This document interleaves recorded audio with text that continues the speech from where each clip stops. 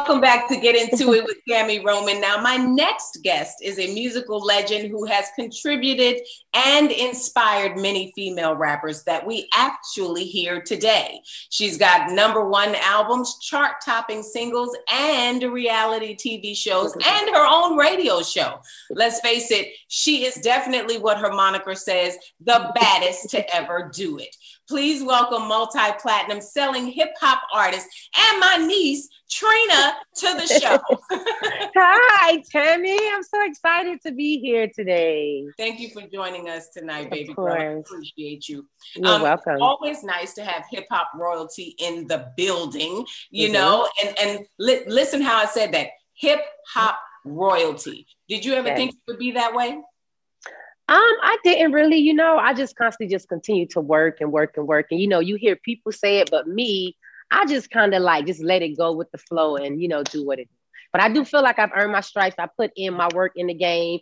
I've done my share and my part. So, I feel like it's well-deserved. It is. It definitely is. I mean, there's a lot of women in hip hop, but everybody can't be considered legendary in the genre. That's true. That's true. You gotta take your flowers. This is 20 years in the game, baby. So this is definitely, this has been a ride. We've been riding and rocking from the beginning, for me. So just actually just being consistent in this industry that is male dominated, being able to hold your own, being able to hold your own weight and constantly stay pushing and moving and continuing to love this industry because it's grown, it's more evolved.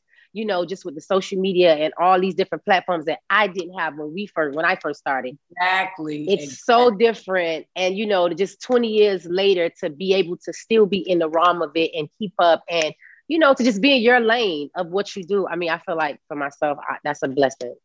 It absolutely is. And I know with COVID, it kind of shut stuff down. Now that the pandemic and people are, they taking off their masks and they vaccinated and all that stuff. You got any concerts coming up? What? Booked out and busy. It's just different. I'm really happy, honestly, to actually be able to go back out and stuff. I still be a little scared sometimes, because, we've been in the club. And at first, when I first started going back out, we still had our masks on and people were still afar. Now it's like once the vaccination kicked in and people start, randomly getting tested, more masks off, more freedom. And then I don't know, for me, sometimes I still get a little bit nervous and a little bit scared. And I'm still getting tested like 3 times a week, being at radio and stuff. So for me, I was, fortunate to not contract COVID and just being safe. And a couple of my friends that did have, we just kind of talked through it and went around it. And, some was better than others. But now that we're just back in the open, it seemed like, oh, it's safe again. You got, your fans, they want to take pictures and people was just all over you, hugs and stuff. It's not. I don't know. I have fun. I'm happy, but I still I'm a little bit nervous because I'm like, you can't let your guard too much down because it'll be just the night of the big party and you partying and people was all in your face and it just go left. So I'm just a little cautious. You better tell these people to back the up. I think they don't understand. I feel like people just kind of get offended and like a little bit angry, feeling like you outside, we might as well be close to you. So I'm just kind of, just wavering it out. Yeah, you got to think about your health, niece. Like, yes, no, seriously. You know what I'm saying? To give y'all a show, but not for y'all to be up on me. And I'm going to say this to y'all soulmates. If y'all see Trina out, she is there to perform because she hasn't done it because of COVID for a while. She's giving y'all what y'all want, but please don't bring her nothing that she didn't come with. Stay back. Yes, I'll be kicked out of radio. I won't be able to work or nothing for 2 weeks because I will be down. So I'm just trying to be safe, but I am actually happy that we do have more freedom to go back out and to work because last year was a roller coaster. It was a lot. I mean, but for me, honestly, I needed to have that moment to just sit still because I haven't sat still since 2000. Right. Soon as I came out, I constantly went on the road. I constantly did concerts and tours. And this is the most time I've had to be home in my entire 20 years, just during this pandemic. But I'm going to tell you, Trina, that's what we love about you, because when you look out at certain people, like the dream is free, the hustle is not. It's not. And as long as you've been in the business, we've witnessed you and seen you hustle, evolve, keep reinventing yourself to have this 20-year legacy. And that leads me to the topic, like when it comes to sacrificing, because I feel like in order for you to have put in 20 years in this business, you've had to make sacrifices. Yes. Is there a moment where you feel like it's too many sacrifices? How much sacrifice should a person make when it comes to their personal life and their career? Honestly, I know we all got to make sacrifices. I just feel like, I think the younger me made a lot. I took every sacrifice. I didn't hold back. I didn't have no dependence. I didn't have nothing to worry about. I took, when I first started in the industry, with a record label, it's like you young, you fresh, you don't have no kids. We don't want to think about kids, marriage, any of that stuff. It just got to be straight work. So I think for me, I worked so much and embedded into that. Those were all my sacrifices. Like I was thinking like fast paced, oh, you're not having no kids. You can't do this. You can't do that because you're working and you got to be responsible. So that's one of the most biggest sacrifices to me. I would say nowadays it's way different. You can work, have a kid, get back on, perform with your stomach nice and pretty and pregnant and just keep it moving, but coming into the game, it was a little bit different. Now I see it's way more, we just changing, we growing. So for me, that would be one of my biggest sacrifices. I really didn't take a lot of time for personal life. Yeah. No, I drowned myself into just work and just me and just at a fast pace. I just did Miami, right? Miami, born and raised, grew up in Miami. Yes. Were you always interested in hip hop? Was I always interested? Yeah, like what sparked Trina baddest? I loved hip hop always, but I was like, inspired more so like the Salt and Pepper came out. That was like big inspiration for me, like the girls push it. But when it came to the music, because before I came in doing this music, I was doing real estate. I thought I was going to be a realtor selling big fancy houses on South Beach, Star Island. That was my dream. And then Trick offered me to do this record. It wasn't even a record. He was just like, I want you to come to the studio and like, talk junk on the radio, like tell me out, go crazy. And I was like, all right, whatever. And I know Trick, he's wild and delusional. So I'm like, okay, we're gonna go to the studio and have a good time. We get in the studio and I heard the record. I was like, oh, whoa, this is a woman versus man battle. And I kind of I was like, this is raunchy and raw. And he was like, you know what you need to do? Just get in there and talk that talk. And you got to think from all the girls. You got to come at me in the way to where the girls is in control. And that's how the record came about. I had my girls in the studio. They was egging me on and boosting me up. And I was listening to everything Trick said word for word. And I was trying to think of something that could be even more raunchier than what he had to say. And then that's how it came. And once I did the record, the label was calling me like, oh, we want you to do a deal. I was like, oh no, y'all pushing it. We're just doing this for Trick as a favor. He's my guy, my friend. Don't go too far. And they kept calling. And the turning point was, it was Trick's birthday. He was going to perform. He was having a birthday party. They told me it was a birthday party. So I'm just going to go show love and show up. And when I got there, they tricked me to do the song. I was so nervous, so scared. My eyes was closed. I never opened my eyes the whole time. But all the women and girls in the club was saying the song word for word. So that was terrifying. 2 weeks later, it was the first big concert at FAMU in Tallahassee College. 3,000 college kids is here at this place. And I'm here to perform this record. And when I come on the stage with my dancers, I had my 1 minute. And when I came on and did the record, listen, the girls, I thought at first, I was like, boy, my mama hear this record, she gonna kick my butt. Because she only heard the clean version of radio is beat down, so she don't know what's going on. Right. And when they sung this record, I was like, wow. It's just the feeling. I was scared, I think, kind of. I was performing, but looking around like, this really happening? And it was after that, I got off the stage and I got back to my hotel. I was like, I'm signing the deal. I'm doing music now. And that's how it started. It started right from Tallahassee, right in FAMU, off that stage. I signed the deal when I got back Monday to Miami. And then after that, I went to New York. I had a meeting with Atlantic Records. Boom, we had a deal. It's funny to hear that you said eyes closed the whole time, that you were Oh, so nervous. terrified. That's not the Trina we know. So oh man. I mean, because I follow you, you know, I follow your career for a long time. And there's not any moment that I would have thought that Trina was not the most confident woman on the planet. Oh wow. Well, this time when I first started this music, I was nervous. I was scared. This was me doing a favor from Trick, and it then turned into this whole women's like march anthem. So when I go to Tallahassee and everybody's singing the record word for word, I think I was just more like, really? You know, it's like me watching Salt and Pepper. Like, I'm knowing all the words, but I see them on stage, I'm going crazy. So I'm looking at this and I'm just like, wow. It made me just know how to understand how to own and take charge of the stage. Meaning I have all these women in here, they're chanting every single word. This is the movement. I am the baddest chick. I'm going to the studio. This is my new album. And it went from there. It was one night and I always been confident, always. But that stage, that day, terrified me with all those people singing the exact same thing that I written down on a piece of paper. I had written down and brought it to life. And it was just talking like if I was arguing with a guy, me and my girls like selling out. It was really not even structured for me to be on the studio doing a record. It wasn't. It was just like, come on in the studio and talk that talk and make Trick shut up and get all the girls on your side and cheer you on. And it turned into like the Slip and Slide, the home of Slip and Slide biggest record. Yeah. Is that how the name came about? Because when you came off that stage, you were like, I'm a Trick said it. He was like, oh no, you the baddest B. Trick said it as soon as I got off the stage. And when he said that, when I got in the room, I just got down. I never said that was going to be the name of my album. I just wrote that down. I just wrote like the baddest bitch. I wrote it down. And then as we kept performing and performing, I would write down every little note, everything I would see the girls do, what they would scream they like. Oh, we love your shoes. We love your boots. Like everything they would do, I would make notes of it. So I would know how to like form my whole self.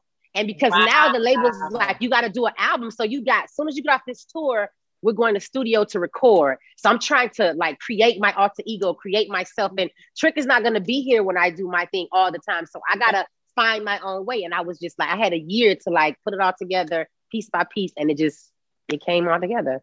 I love that. And I hope that the soul people are listening, because you dropped a gem in there. Like you didn't take what was offered to you for granted, and you started doing the work and putting pen to paper of like listening to your audience so that you could know how to deliver how to hit the stage.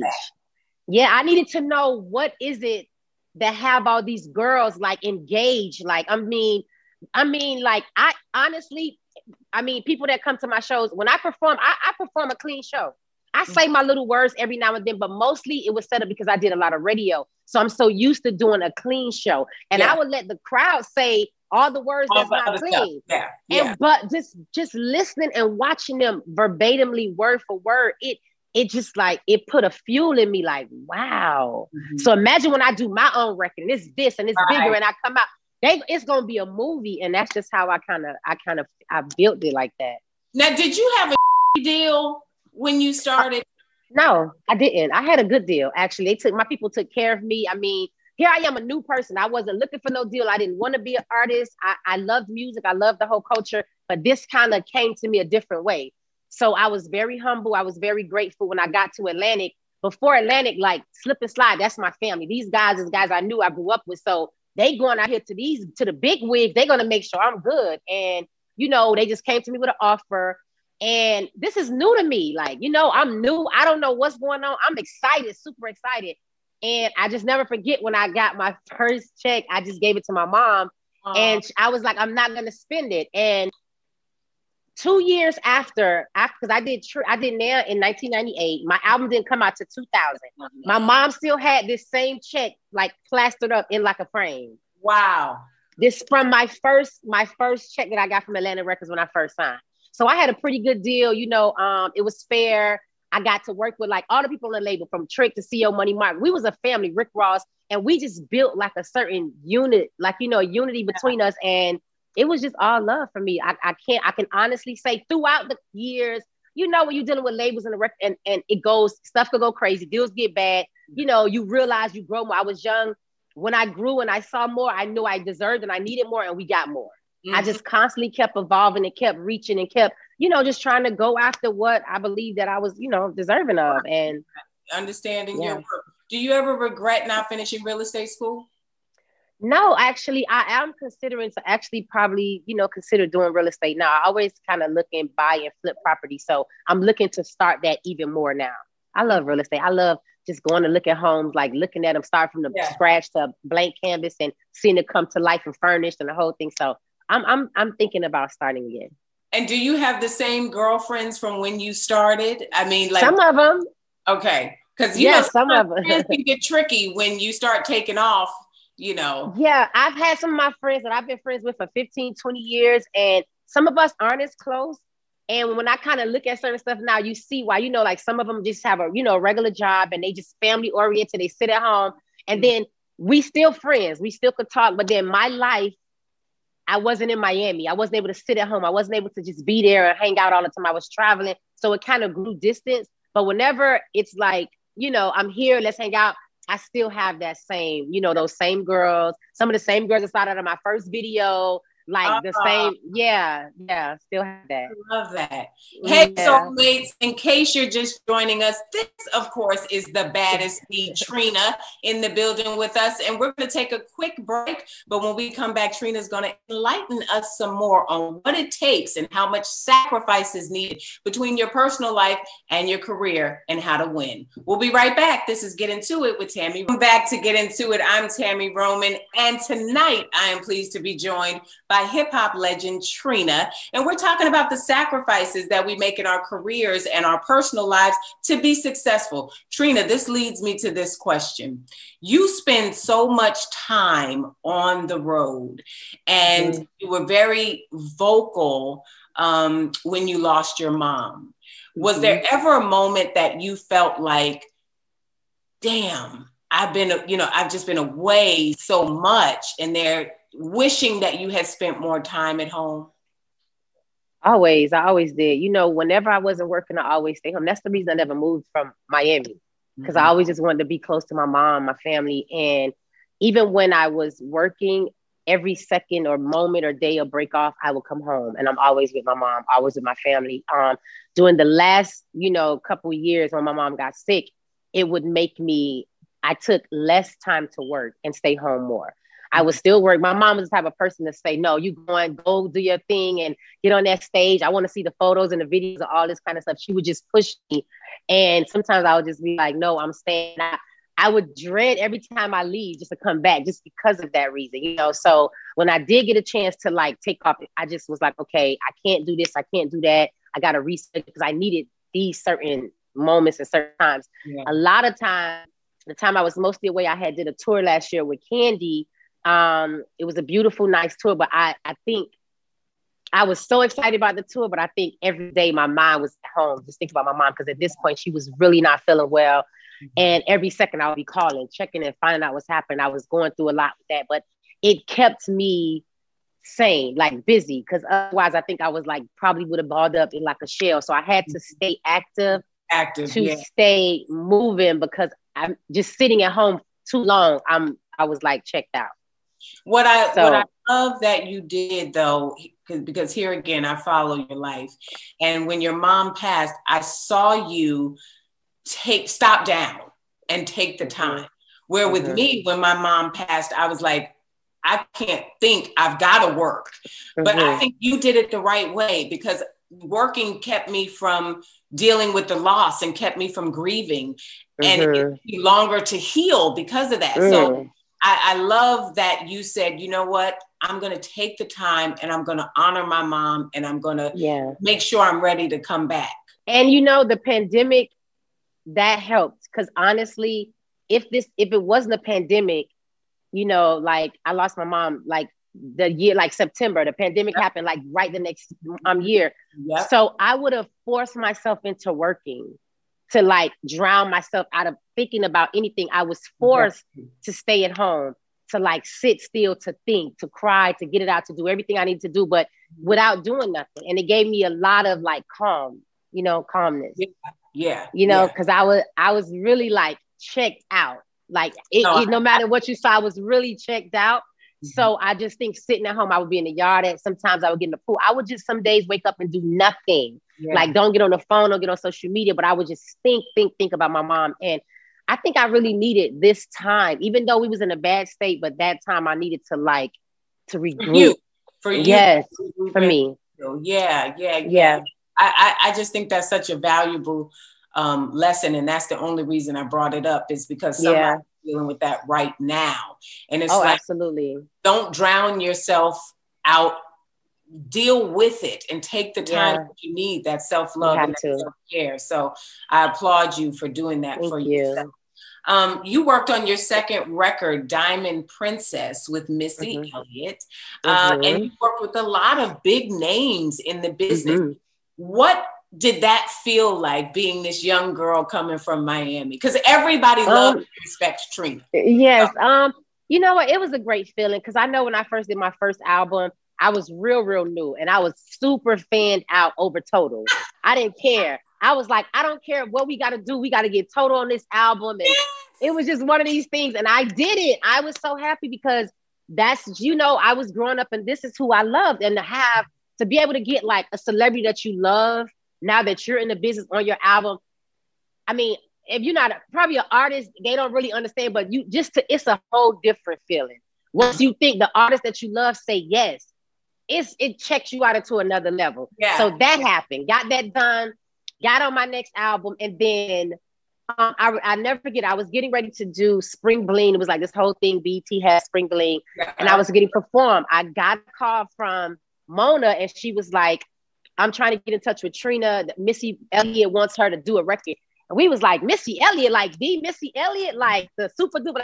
Everybody's just in the bus acting goofy and going crazy. We got Spring Bling and I got the call and I called her back. And she was like, I was a little bit sick. I had a cold. I had the stuffy nose.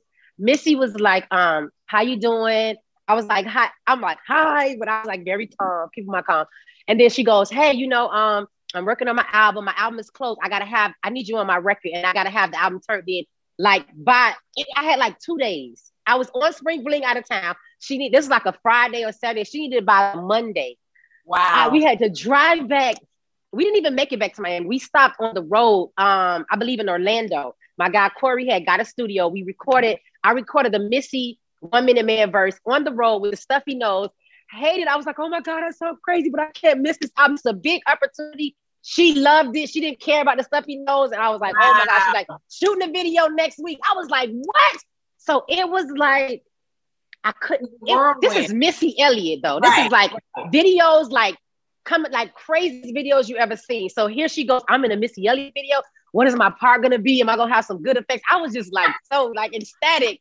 And I just never forget in LA, getting ready to do the video. Missy was so like, just super nice and humble and shy, but very articulate about what she wanted in the video. Very genius. And she's just I learned so much from Missy. Just business-wise, just as an artist, just how to make sure your money, your deals, just so much stuff that has kept me going throughout these 20 years, I'll say. And it has nothing to do with performance. It's just about taking care of your business behind the scene. But you know what? That's what you do, Trina, for the young girls that are coming up now. Tell me that. Exactly what you got is what you do. And I think that's what people love about you. I saw you perform and you invited Mulatto on stage. And she's love her. And, the young girls from Love and Hip Hop, you try to take them up. I think that's a part of who you are. And that's why you're so loved by so many people. Thank you. Are there any other people that you're mentoring right now? Any other artists? It's a lot of artists. I always give love, support, whatever they need to help me out. I have my own artist. It's a young girl out of Miami. Her name is Nia Amber. She's a singer. I'm super excited about her. She's got a couple records out. I'm working on her project right now. So we're looking forward to that to come out this year. Now, earlier we talked about you being a fierce businesswoman. Tell us how you decided to start your record label, the Rockstar Music Group. I've bought your jewelry. I mean, like you're a well-rounded brand. How did you decide to get into those ventures?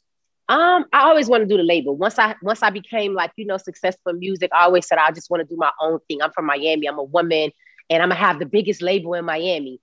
And Rockstar Music Group, I started 2012, 13. So just creating artists. When I first started, I had a couple artists. It didn't work out.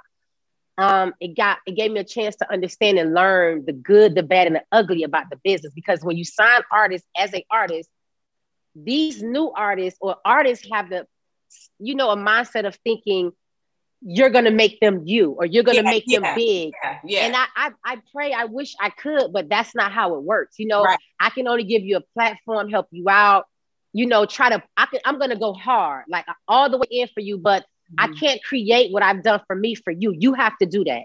You have to put the work in. You got to be groomed. You got to pay attention. You got to write down, your short-term goals. Yep. You have to manifest for you. I can only help you and kind of, nurture the situation. But as far as the talent and what you bring to the table and demand the control of the stage, that got to come from you.